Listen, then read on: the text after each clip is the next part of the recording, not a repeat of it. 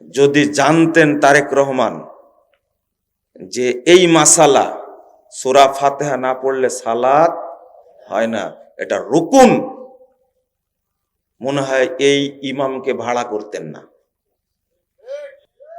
আমি ঠিক বলেন না? আপনার ঠিক বলার দরকার নাই, আমার ধারণা বলছি। সূরা ফাতিহা পড়তে হবে জানাজাতে, সূরা ফাতিহা জানাজায় পড়তে হবে। তিরমিজির 1026 নম্বর হাদিস। একটা জিনিস বলি, এই হাদিসটা আসছে ইবনু আব্বাস থেকে। কার থেকে? ইবনু আব্বাস রাদিয়াল্লাহু আনহু থেকে হাদিসটা বর্ণিত হয়েছে। তিনি বলছেন রাসূল সাল্লাল্লাহু আলাইহি ওয়াসাল্লাম সালাতে জানাজা সালাতে সূরা ফাতিহা পড়তেন। এই হাদিসে একজন রাবী আছে, মজার ব্যাপার কিন্তু। একজন রাবী আছে ইব্রাহিম বিন উসমান, নাম কি? ইব্রাহিম বিন উসমান। এত রাত্রে কেউ বক্তব্য বুঝবেন আপনারা? দরকার ছিল 8:30টায় মারলে ভালো ছিল, নাহলে 10:30টায়। শুনেন তো, এই হাদিসটাকে ইমাম তিরমিজি রাহিমাহুল্লাহ নিজেই বলছেন মুনকারুল হাদিস। হাদিসটা কি? মুনকার। কেন? এই হাদিসের রাবী একজন আছে ইব্রাহিম বিন উসমান, এর নাম হলো আবু সাইবা। এই রাবী থাকার কারণে হাদিসটাকে মাযহাবীরা কি দিয়ে দিছে? বাদ দিয়ে দিছে। খেয়াল করেন কিন্তু, এই রাবী থাকার কারণে। এই রাবী ত্রুটিপূর্ণ, কিন্তু হাদিসটা সহি কেন? ইবনু আব্বাস থেকে হাদিস বর্ণিত হয়েছে সহিহ বুখারীর মধ্যে 1335 নম্বর হাদিস। এই হাদিসে ইবনু আব্বাস, ওই হাদিসটাও ইবনু আব্বাস থেকে, আর এই হাদিসটা ইবনু আব্বাস রাদিয়াল্লাহু আনহুকে যখন প্রশ্ন করলেন, আপনি তো সূরা ফাতিহা জোরে পড়লেন, তখন বলছেন লি তা'লামু আন্নাহা সুন্নাহ। সূরা ফাতিহা আমি জোরে পড়লাম কেন জানো? তোমরা যেন জানতে পারো এইটা পড়াটা কি সুন্নাহ। এটা সহিহ বুখারীর হাদিস, এটা মাওকুফ সূত্রে আসছে। এই জন্য তিরমিজির মারফু সূত্রে হাদিসটাও কি সহিহ। মুহাদ্দিসগণ সহিহ বলেছেন, শেখ আলবানী সহিহ বলেছেন। আমি কিন্তু এটা বলতে চাই না। মূল ব্যাপারটা কি জানেন? এই হাদিসে ইব্রাহিম বিন উসমান থাকার কারণে হাদিসটাকে বলছে কি মাযহাবীরা জয়ীফ, মুনকার। কিন্তু যে দলিল দিয়ে 20 রাকাত নামাজ পড়ে, ওই হাদিসের রাবিও কিন্তু ইব্রাহিম বিন উসমান।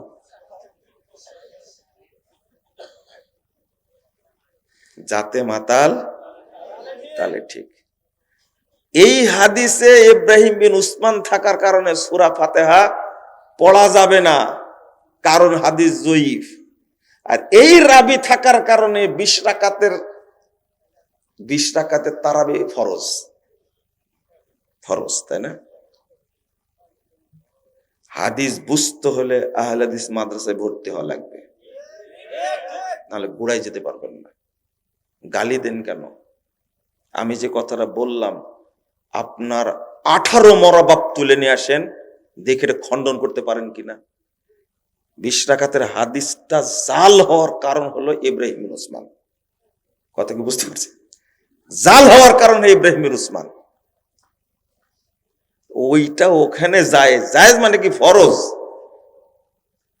নামাজ পড়ে না, রমজান মাসে তারাবি কি ছাড়ে না, মানে জাল হাদিস তো ওইটা ছাড়বে না।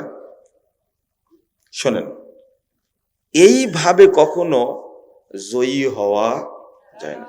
এখন মিডিয়ার যুগ। কিসের যুগ? নেটে সবকিছু, গুগলে সার্চ দিলে সব বেরিয়ে আসবে, তাই না? আরে যদি খালি বলা হয় যে মুজাফফর বিন মুহসিন সম্পর্কে গুগল তুমি কিছু বলো তো, কি নাম দিছো ওটার জন্য? ChatGPT। দেখবেন বলে যে এসে একটা কবিতা লিখে দাও, শুধু জানতে চাইবেন আমার 14 গোষ্ঠী আমি কোথায় কি করেছি সব বলে দিবে। এটা হলো আধুনিক যুগ, তাই না? অথচ তৈরি করেছে কে? মানুষ। আর আল্লাহ যেগুলো জমা রাখছে আমার সম্পর্কে, আপনার সম্পর্কে, ওইগুলোর কি হবে বলেন তো দেখি, কি হবে? 2, সূরা ফাতিহা না পড়লেও সালাত হবে, কেউ কেউ বলছেন, কিন্তু এটা সূরা ফাতিহা না পড়লে যে সালাত হয় না, এটা রুকুন, এইটা বলেছেন। রুকুন, রুকুন মানে কি জানেন? যেটা না হলে ওটা কি হয়ে যায়? বাতিল হয়ে যায়। লা সলাতা লিমান লাম ইয়াকরা বিফাতিহাতিল কিতাব। সবাই হাদিস পেশ করেছেন। বর্তমান জামানার সবচেয়ে বড় ফকিহ, যাকে ইবনে তাইমিয়ার সাথে তুলনা করা হয়, মুহাম্মদ বিন সালেহ আল উসাইমিন রাহিমাহুল্লাহ, একজন ইমাম, তিনি বলছেন জানাজার সালাতে সূরা ফাতিহা পড়ার রুকুন না পড়লে সালাত হবে তাহলে বাতিল। ইমাম ইবনে বাজ রাহিমাহুল্লাহ বলছেন এটা ওয়াজিব, পড়তেই হবে। একজন বড় আলেম সালেহ আল মুনাজ্জিদ তিনি বলছেন এটা রুকুন, পড়তেই হবে।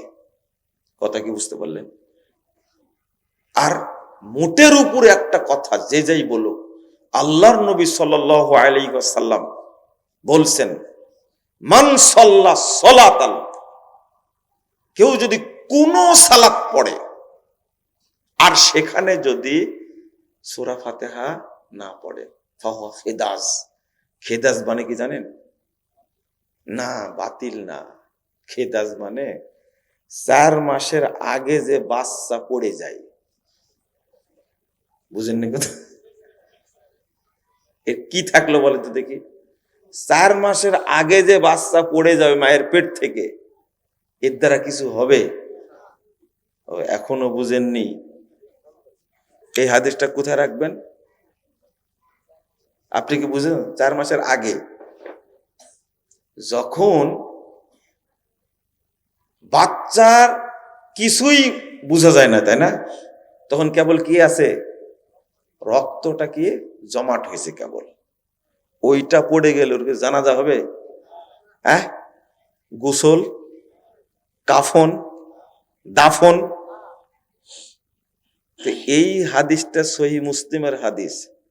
কোন সালাত যদি কেউ পড়ে সূরা ফাতিহা যদি না পড়ে, তাহলে কি হবে না? হবে না। আর খেদাস বলে হয়েছে যেটা, কি বুঝছেন তো? খেদাস কি এবার বুঝছেন তো? 4 মাস হয়ে গেছে না হয়নি? হয়নি। আর একটা শোনেন, যেটা পড়ার কথা কোরআন হাদিস দ্বারা প্রমাণ নাই সেটাই পড়লো, তাই না? কি বললে? সানা। প্রথম তাকবীরে কি সানা? দলিল নাই, কোনো দলিল নাই। আল্লাহর নবী থেকে কোনো দলিল সানা পড়ার নাই। তো কেন দলিল নিলেন? তো অন্য অন্য সালাতে যে পড়া হয়, ও অন্য অন্য সালাতে সূরা ফাতিহা নাই। বুঝছেন কথা? অন্য অন্য সালাত থেকে কিয়াস করে সানা মারছে, আর অন্য অন্য সালাতে সূরা ফাতিহা কি নাই, তাই না? কিয়াস করা যায় না। সূরা ফাতিহা পড়েই সালাত আদায় করতে হবে, না হলে সব সালাত বাতিল হবে। খেদাজ মানে কি? মান সাল্লা সালাতান, কোন সালাত যদি কেউ আদায় করে, কোন সালাত। ইমাম বুখারী রাহিমাহুল্লাহ বাব বাঁধছেন উযুবুল কিরা, সূরা ফাতিহা পড়াটা ওয়াজিব, ফরজ, ফিস সালাওয়াতি কুল্লিহা, যত সালাত আছে সব সালাতে সূরা ফাতিহা পড়া ফরজ। এই হাদিসটা লা সালাতা লিমান লাম ইয়াকরা বিফাতিহাতিল কিতাব, এই হাদিসটা নিয়ে আসার আগে 756 নম্বর হাদিস সহিহ বুখারী, এই হাদিসটা নিয়ে আসার আগে ইমাম বুখারী বাব বেঁধেছেন প্রত্যেক সালাতে সূরা ফাতিহা পড়া কি ফরজ। ফিস সালাওয়াতি কুল্লিহা, সব সালাতে, ফিল হাদারে ওয়াস সাফারে, মুকিম হোক আর মুসাফির হোক, আলাল ইমামে ওয়াল মামুম, ইমাম হোক আর মুক্তাদি হোক, ফিমা ইউযহার ওয়া মা ইউখাফাত, জোরে সালাত হোক আর আস্তে সালাত হোক। কিছু বাদ গেছে? বুঝেন মনে, তাই না? কিছু বাদ গেছে। এই হাদিসের ব্যাখ্যা তোমার কাছ থেকে নিতে হবে না আমাকে। আমি কি সেই ফকির? না, আমি কিন্তু ভিআইপি ফকির। আমি আপনার কাছে ব্যাখ্যা নেব না। আজকে এই বিষয়টাই দিয়েছি আলোচনা করার জন্য, বুঝছেন? আমি কিন্তু বিষয়ের বাইরে যাইনি। এই হাদিসের সবচেয়ে ভালো ব্যাখ্যা কে বুঝবেন? আল্লাহর নবী বলেছেন সবচেয়ে ভালো বুঝবেন কারা? সাহাবায়ে কেরাম, তাই না? আমি ব্যাখ্যাটা তাদের কাছ থেকে নিচ্ছি, আপনার কাছ থেকে নিব। আপনি নিজেই মিসকিন, ফকিরের কাছে ভিক্ষা চেয়ে কোনো লাভ আছে? ও কিছু দিবেও, বরং নিজেই তো ফকির, খাবার নাই আমার কাছে ভিক্ষা চাস কেন? আপনি তো নিজেই ফকির, আপনার কাছে ভিক্ষা চাইবো কেন? এর নাম হলো মানহাজ। আল্লাহর নবী সূরা ফাতিহার ব্যাখ্যা দিয়েছেন, সূরা ফাতিহা পড়েছেন। এটা কেমনে পড়তে হবে সেইটা সাহাবীরা দেখিয়ে দিয়েছেন, স্পষ্ট ভাষায় বলছেন।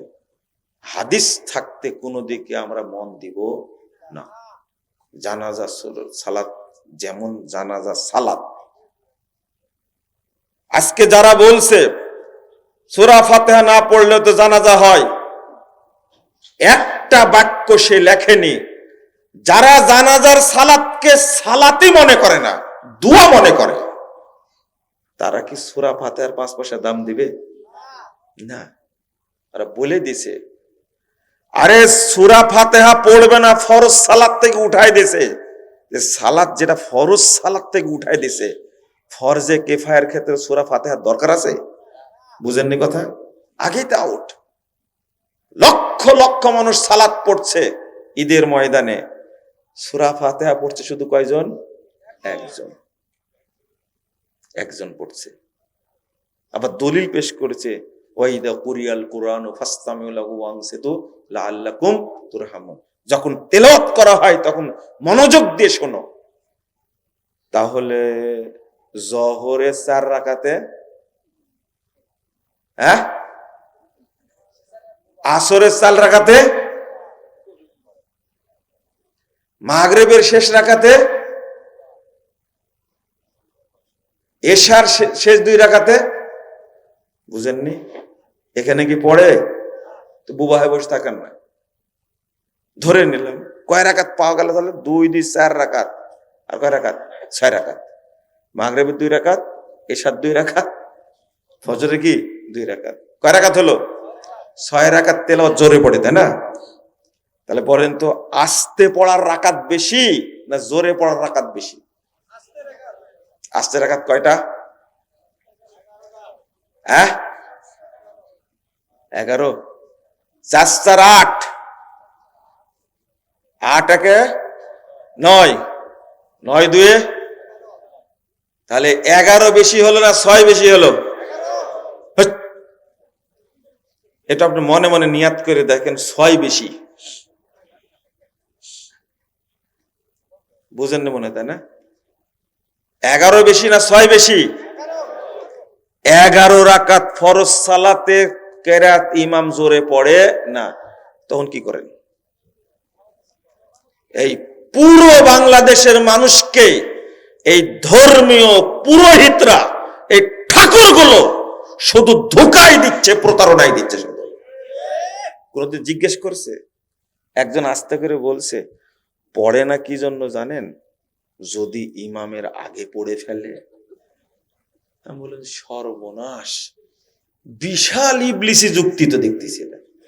মানে আপনি জহর পড়ছেন, ইমামও জহর পড়ছেন, কিন্তু ইমামের আগে যদি পড়ে নাই। আমি বললাম, এই ব্যাকুব কোথাকার, তুমি যে সানা পড়লে তখন মনে হয়নি ইমামের আগে হলো কিনা? তুমি যে রুকুত দোয়া পড়ছো তখন মনে হয়নি যে ইমামের আগে হলো কিনা? তুমি সেজদায় পড়ছো দোয়া, ইমামের আগে হচ্ছে কিনা তখন খেয়াল করেনি, আবার তাশাহুদ পড়ছে, তখন মনে হয় না ইমাম যদি আগে হয়ে যায় শুধু দোষ সূরা ফাতিহার, তাই না? এটা হলো ইহুদি চিন্তা, এটা হলো খ্রিস্টানি চিন্তা। সূরা ফাতিহাটা হলো মুসলিম উম্মার জন্য বিশাল নিয়ামত, সবচেয়ে বড় দোয়া আল্লাহর পক্ষ থেকে সূরাতুল ফাতিহা। আর এইটা বাদ দিয়েছে মুসলিমরা যেন সঠিক পথ না পায়, আগেই গোড়া মেরে দিয়েছে। এটা ষড়যন্ত্র। হাদিস কি? আমিনটাও বলে না। আল্লাহ রাসূল সাল্লাল্লাহু আলাইহি ওয়াসাল্লাম বলছেন, ইহুদি খ্রিস্টানরা সবচেয়ে বেশি খারাপ মনে করে আমিনকে আর সালামকে, আমিনকে আর সালামকে। গায়রিল মাগদুবি আলাইহিম ওয়ালাদ-দাল্লিন। আমিন, মাশাআল্লাহ। মাগজুব হলো ইহুদিরা আর দাল্লিন হলো খ্রিস্টানরা। যতজন মুসলিম যত রাকাত সালাত পড়ে, যতবার সূরা ফাতিহা পড়ে, ততবার ইহুদি খ্রিস্টানদের বিরুদ্ধে তারা আল্লাহর কাছে বদদোয়া করে। এরা কি মেনে নিবে? মেনে নিবে এটা? শুধু তাই না, সূরা ফাতিহা না পড়লে সালাত হবে না। তার মূল কারণ হলো ও তাওহীদের স্বীকৃতি দেয়নি। সূরা ফাতিহা সূরাতুত তাওহীদ, শুরুই হয়েছে তাওহীদ দিয়ে। আগে তাওহীদের স্বীকৃতি, তাওহীদে রুবুবিয়্যাহ, আলহামদুলিল্লাহি রাব্বিল আলামিন। আগে বলেছে বিসমিল্লাহির রহমানির রহিম, এখানে তাওহীদে রুবুবিয়্যাহ, এখানে আছে তাওহীদে উলুহিয়্যাহ, এখানে আছে তাওহীদ আসমা ও সিফাত। আবার বলছেন আলহামদুলিল্লাহি রাব্বিল আলামিন। এই দেখেন তাওহীদে রুবুবিয়্যাহ আর রহমানির রহিম, এটা হলো তাওহীদে আসমা ও সিফাত। মালিক ইয়াউমিদ্দিন, তাওহীদ আসমা ওয়াস সিফাত। ইয়্যাকা না'বুদু ওয়া ইয়্যাকা নাস্তাইন, এটা হলো তাওহীদে উলুহিয়্যাহ। তুমি স্বীকৃতি দিবা না, কোন সালাত কবুল হবে না, বাতিল হবে। এই জন্য ইহুদি খ্রিস্টানরা কখনো চাই না মুসলিমরা সূরা ফাতিহা পড়ুক। কথা কি বুঝতে পারছেন? চাই না। আমরা সূরা ফাতিহা ছাড়বো না ইনশাআল্লাহ। মনে থাকবে? রাগ করলেন নাকি? রাগ করারই কথা। সূরা ফাতিহাই মূল জিনিস। সালাতে যদি কোনো ব্যক্তি কিছুই না পড়ে, শুধু সূরা ফাতিহা পড়ে, তার সালাত হবে। এইরকম পাওয়ার, এইরকম পাওয়ার। দুই, কেউ যদি সালাতে সব পড়ে আর সূরা ফাতিহা যদি না পড়ে, সালাত কি? এইটা হলো তাওহীদের পাওয়ার। আপনাকে সূরা ফাতিহা পড়তেই হবে। এই সমস্ত বাজে যুক্তি চলবে না। রেফারেন্স দেখবেন, পড়বেন। এটা কি হিন্দুদের ঠাকুরের ধর্মের মতো নাকি? হ্যাঁ, শুধু ঠাকুররা পড়বে? সকল মুসলিম ব্যক্তি পড়বে, ডিসি পড়বে, এসপি পড়বে, এমপি পড়বে, মন্ত্রী পড়বে, প্রধানমন্ত্রী পড়বে, রাষ্ট্রপতি পড়বে, যেই হোক না কেন, চেয়ারম্যান, মেম্বার, শিক্ষক, সচিব, যারা আছে মানুষ মাত্রই, সবাই কোরআন হাদিস পড়বে, বুঝে আমল করবে। এটা ঠাকুরের ধর্ম না, এটা আল্লাহর পক্ষ থেকে নাজিল হওয়া দ্বীন। এটা দ্বীন, এটা জীবন বিধান, এটা গোপনীয় কিছু না। চলেন, যে বিষয়টা বলছিলাম, লোড নেওয়ার জন্য রেডি থাকবেন। 10 বছর গালি দেন আপনি, কোন আপত্তি নেই, 10 বছর গালি দেন, এর পরেও আল্লাহ আপনাকে হেদায়েত দিক, আমি এটা চাই। আমি দোয়া করি আল্লাহ বাংলাদেশের সব মানুষকে হেদায়েত দান করুন, আমিন। দোয়া করি মানে আল্লাহর কাছে বিশেষ ভাবে বলি, আল্লাহ তুমি সবাইকে তাওহীদের জ্ঞান দান করো। আপনি আমার জাল থেকে বের হতে পারবেন না ইনশাআল্লাহ, একবারে ফ্রেশ কথা। আমি আপনার কাছে চাইনি, এদেশের কোন লোকের কাছে চাই না, আল্লাহর কাছে চেয়েছি, আল্লাহ এদেশের সব মানুষকে তুমি তাওহীদের জ্ঞান দান করো। একদিন কবুল হবে ইনশাআল্লাহ, যেদিন আমরা থাকবো না, কিচ্ছু থাকবে না। আপনার মাজার পূজা, এর চেয়ে বেশি মাজার পূজা সৌদি আরবে ছিল, এর চেয়ে বেশি কবর পূজা সৌদি আরবে ছিল, এর চেয়ে বেশি মানুষ পূজা সৌদি আরবে। আল্লাহ সব উল্টা দিয়ে সৌদি আরবের মাটিকে ফ্রেশ করে দিয়েছেন। আলহামদুলিল্লাহ। বাংলাদেশকে একদিন দেবে, পীর ফকিরের ব্যবসা বাংলাদেশে চলবে না, এই হারাম ব্যবসা চলবে না, সবগুলো ভেঙ্গে দিয়ে একবারে মাটির সঙ্গে মিশে দিয়ে এই দেশে তাওহীদ থাকবে, সবগুলো বাতিল হয়ে যাবে ইনশাআল্লাহ। কথা পরিষ্কার। আল্লাহ বলছেন ফাইন আমানু বিমিসলি মা আমানতুম বি, 137 নম্বর আয়াত সূরা বাকারা। এই আয়াতটা বুঝলেই আপনাদের মাথা ক্লিয়ার হবে ইনশাআল্লাহ, মনে থাকবে। এই আয়াতটা বুঝলেই হবে শুধু। এই বিশেষ করে তরুণ ভাইরা যারা আছেন, ছাত্ররা যারা আছেন, তারা মাথায় ঢোকা নেন এটা। আল্লাহ বলছেন ফাইন আমানু বিমিসলি মা আমানতুম বি। আল্লাহ সাহাবীদেরকে লক্ষ্য করে বলছেন, রাসূলকে লক্ষ্য করে বলছেন, তোমরা যেভাবে ঈমান এনেছো, তোমরা যেভাবে শরীয়ত বুঝেছো, শরীয়ত যেভাবে মেনে চলছো, অন্যরাও যদি এইভাবে মেনে চলে ফাকাদ ইহতাদাও, তাহলে তারাও হেদায়েত পাবে। জটিল কথা কিন্তু। তাহলে শরীয়ত বুঝতে হবে আপনার মতো না, কার মতো? সাহাবীদের মতো। পরিষ্কার। এরপর আল্লাহ বলেছেন ওয়াইন তাওয়াল্লাও, যদি তারা এই শর্তকে প্রত্যাখ্যান করে, মুখ ফিরিয়ে নেয়, ফাইন্নামা হুম ফি শিকাক, তাহলে তারা গুমরাহির মধ্যেই থাকবে, তারা বিভক্তির মধ্যেই থাকবে, হেদায়েত পাবে না। আপনি যত বড়ই মুসলিম দাবি করেন না কেন, কঠিন কথা যেটা, যতদিন আপনি সাহাবীদের বুঝ, সাহাবীদের পদ্ধতি মেনে না নিবেন, ততদিন আপনি হেদায়েতের কাছেই যেতে পারবেন না। এই আয়াতটার অর্থ ফাইন আমানু বিমিসলি মা আমানতুম বি,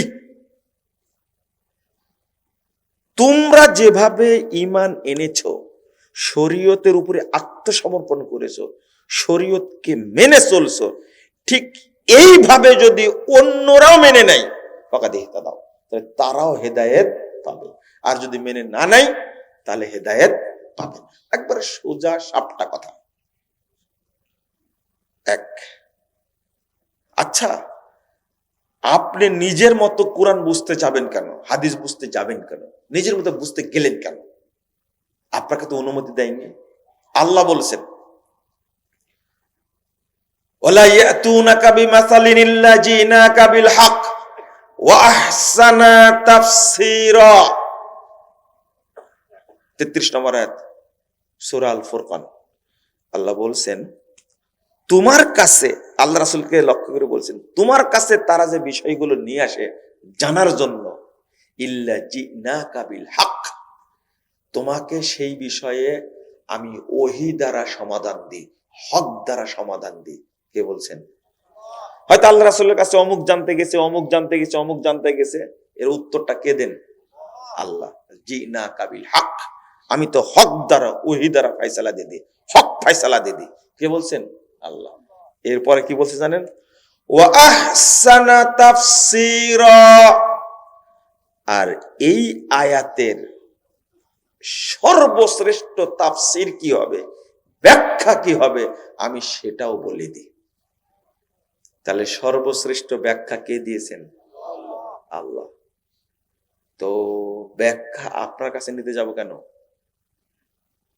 আমি কি পাচ্ছি না ব্যাখ্যা তাই আপনার কাছে যাব? আপনি আবার বুঝেন, আল্লাহ বলছেন আমি ওহী নাজিল করি, আর এর উত্তম ব্যাখ্যা, উত্তম ব্যাখ্যা কি মানে আহসান, আহসান মানে কি? গুড, তারপরে কি বলেন? বেটার, বেস্ট বলেন না? এইটার অর্থ হলো বেস্ট, উন্নততর, সবচেয়ে ভালো ব্যাখ্যা আমি আল্লাহ দেই। তাহলে আল্লাহর ব্যাখ্যা থাকতে আপনি কেন নিজের মতো ব্যাখ্যা করবেন? তাই না? এটা কিন্তু কুফরি। এটা কি? কোরআন এবং হাদিস নিজের মতো বুঝে, এটা কুফরি, কিন্তু বুঝা যাবে না।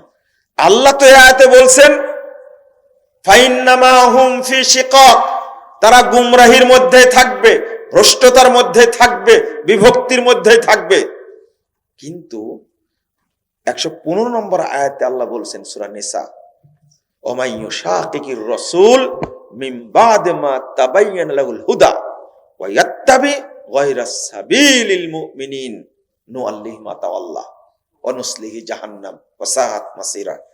এই আয়াতে আল্লাহ বলছেন মুমিনদের রাস্তার উল্টা দিকে যে চলবে, আপনার কিবলা কোন দিকে? এদিকে। তো আল্লাহ বলছেন গায়রাস সাবিলিল মুমিনিন, যে সাহাবীদের রাস্তার উল্টা চলবে, সাহাবীদের বুঝের উল্টা বুঝবে, বুঝতে এবার সাহাবীদের বুঝের উল্টা বুঝবে, সাহাবীদের রাস্তার উল্টা চলবে, নুআল্লিহি মা তাআল্লা, ও যেদিকে যেতে চাই আমি তাকে ঢেল দিব। এরপরে কি করব? ওয়ানুসলিহি জাহান্নাম, আমি তাকে জাহান্নামে নিক্ষেপ করব। হইল হইল ওয়ানুসলিহি জাহান্নাম, আমি জাহান্নামে আছাড় দেব। আল্লাহ বলছেন আমরা জাহান্নামে তাকে আছাড় দেব। আপনি কৌশল করে ইনিয়ে বিনিয়ে ব্যাখ্যা দিয়ে অন্যদিকে চলে যাবেন, সুযোগ নাই। বক্তা বলছে কবরে 3টা প্রশ্ন, 3টাই হলো রাজনৈতিক প্রশ্ন। কিভাবে রাম ছাগল পয়দা হয় দেখছেন? মার রব্বুকা মানে তুমি কোন আইন মেনে চলো, ওমা দীনুকা তুমি কোন দল করো, ওমান নাবিয়ুকা তোমার নেতা কে ছিল। তোমার মতো এই বেহায়া বক্তারাই বাংলাদেশের ঈমান নষ্ট করেছে। তুমি এই অর্থ করতে গেলে কেন? আস্তাগফিরুল্লাহ। যে 3টা প্রশ্ন সবচেয়ে গুরুত্বপূর্ণ প্রশ্ন, এই 3টা প্রশ্নে তাওহীদের প্রশ্ন, যেটা উত্তর দিতে পারলে পরবর্তী সমস্ত স্টেশনগুলো কি হয়ে যাবে? 3 জায়গাতে বিকৃত করেছে। মার রব্বুকা মানে তুমি কোন আইন মানতে? আচ্ছা, আইন মানা একটা দিক হলো, আর কোন দিক নাই? আসমা ও সিফাত নাই, হ্যাঁ, উলুহিয়া নাই। ওই যে বললাম তাওহীদের জ্ঞান না থাকলে যা হয়। শোনেন, এই ধরনের বাজে মিথ্যা কথা বলা যাবে না। এগুলো ইহুদিদের নীতি। কাদের? আল্লাহ বলছেন আল্লাযীনা হাদু ইউহাররিফুনাল কালিম আম মাওয়াদিহি, মূল অর্থ থেকে চেঞ্জ করে দেয় যারা ইহুদি, তাদের কাজ এটা। কোনোদিন করবেন না। উদাহরণ দিলে বুঝবেন, মাফ করবেন। উদাহরণ দেই তাহলে তো বুঝবেন। হাদিসের কয়টা উদাহরণ নেবেন আর কোরআনের কয়টা উদাহরণ নেবেন? অনেক উদাহরণ, তো একটা দুইটা বলে এটা শেষ হবে না। আপনাকে মানহাজ বুঝতেই হবে। একটা প্রশ্ন করি, বলেন তো কোন তরকারিতে লবণ লাগে না? বলেন, উত্তর দেন। হ্যাঁ, একজনও বলতে পারবেন না কোন তরকারিতে লবণ লাগে না? নোনা ইলিশ খেয়েছেন? কই আপনি একটু দেখা করেন, আসেন, তাড়াতাড়ি আসেন। নোনা ইলিশ খাইছেন লবণ ছাড়াই, এ লোকেরই তো দরকার।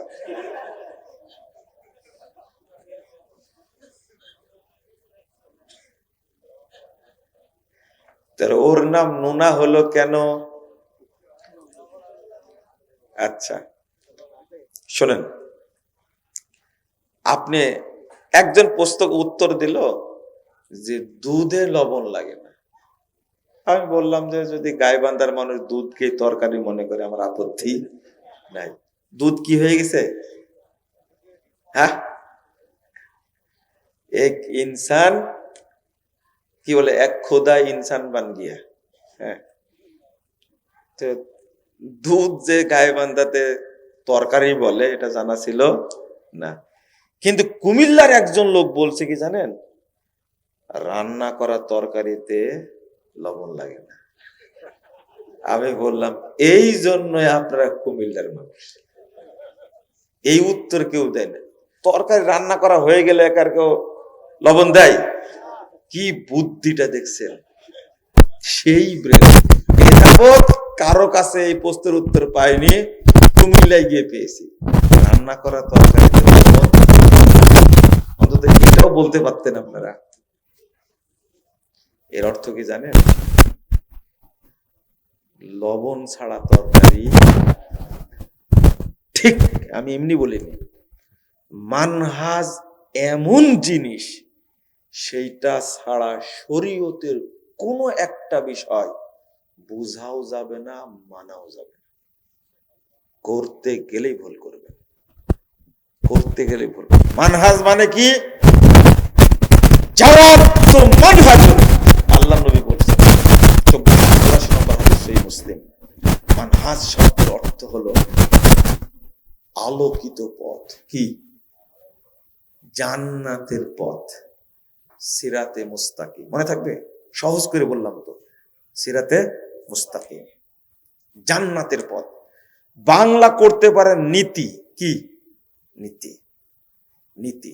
মানহাজ মানে কি? নীতি। সালাফ মানে কি? পূর্বসূরি। মাশাআল্লাহ, সালাফ। সালাফ বলতে বোঝায়, এক নম্বরে মূল অর্থ হলো রাসূল সাল্লাল্লাহু আলাইহি সাল্লামের যুগ, সাহাবীদের যুগ, তাবেঈদের যুগের যারা এই তিনটা যুগে যারা সৎ বান্দা ছিলেন তারা কি? সালাফ।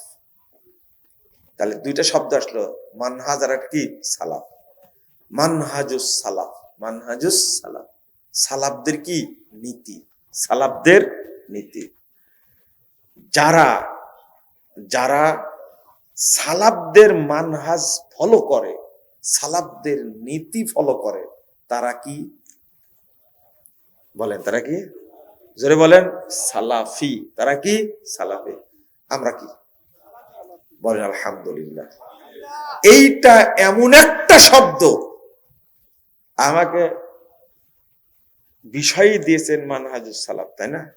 এমন একটা শব্দ, আহলুল হাদিস, এমন একটা শব্দ, পৃথিবীর অন্য অন্য লোকেরা এটা লোড নিতে পারে না। সালাফি বলেন আলহামদুলিল্লাহ। আমরা সালাফি। আমরা আমুল টামুল কম করতে পারলেও আমরা বিশ্বাস করি, স্বীকৃতি দিই, মেনে চলার চেষ্টা করি রাসূল সাল্লাল্লাহু আলাইহি সাল্লাম এবং সাহাবায়ে কেরামের নীতিকে। বলেন আলহামদুলিল্লাহ। এর বাহিরে যাবেন? বাহিরে গেলে জান্নাত নাই।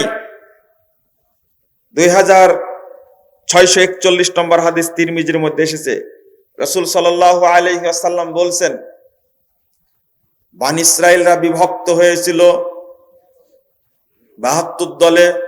ওয়াসাতাফতারিকু উম্মতি আলা সালাসাতি ওয়া সাবিনা মিল্লাহ, আমার উম্মত বিভক্ত হবে 73 দলে।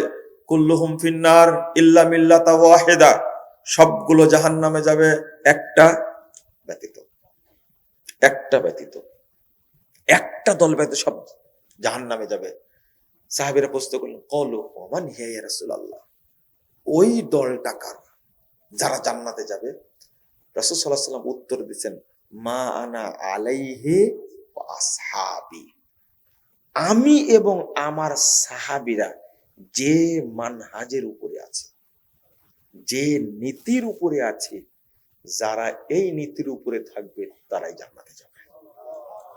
তাহলে আপনাকে মানহাজ মানতেই হবে, মানহাজ ফলো করা ফরজ, আবশ্যক, মানহাজের বাহিরে যাওয়া যাবে না। আল্লাহ বলেছেন এই জন্য, লিকুল্লিন জাআলনা মিনকুম শিরাতাও ওয়া মিনহাজা, 48 নম্বর আয়াত সূরা মায়েদা, তোমাদের প্রত্যেককে আমি শরীয়ত দিয়েছি এবং মানহাজ দিয়েছি। কে বলছেন? আমরা শরীয়ত মানি কিন্তু মানহাজ মানি না। মানে কি? এইরকম করে বুঝছেন কথা?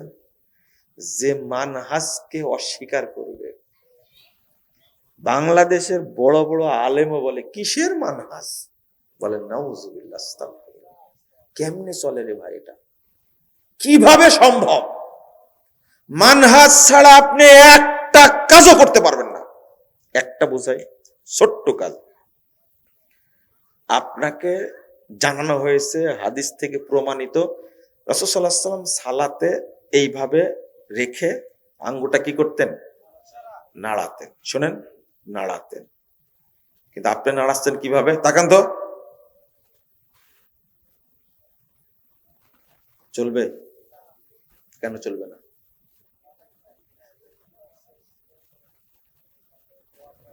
শোনেন শোনেন শোনেন শোনেন, আবার আরেকজন করছে কি, একবার টুপ করে মেরে দেয়, কি রেখে দিলাম। চলবে? বুঝেন বুঝেন।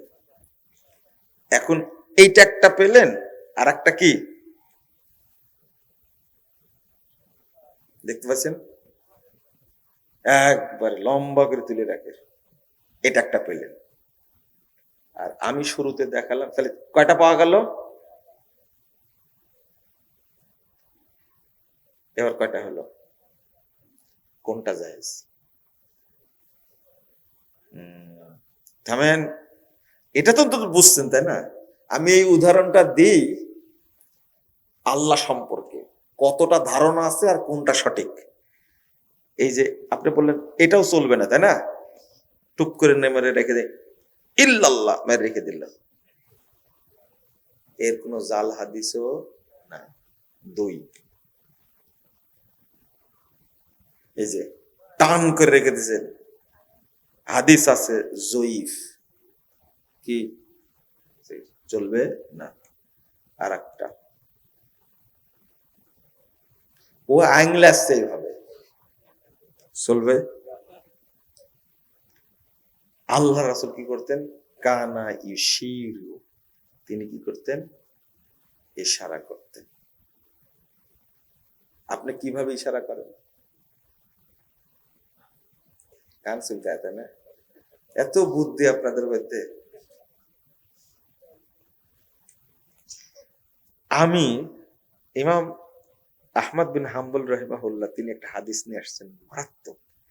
আমি বললাম যে কিভাবে নাড়াতে হবে তাই না, নাড়াতে হবে হালকা ভাবে, ঠিক আছে? এটা হলো মানহাজ। অন্যগুলো চলবে না। চলবে না তার দলিল কি তাই না? চলবে এটা তার দলিল কি? আপনার মতো বুঝলে হবে না, বুঝতে হবে কাদের মতো? সাহাবীদের মতো, বুঝতে হবে তাবেঈদের মতো, বুঝতে হবে তাবে তাবেদের মতো। বুঝাতে পারলাম? এর নাম মানহাজ। সর্বক্ষেত্রে সর্বক্ষেত্রে আল্লাহু আকবার।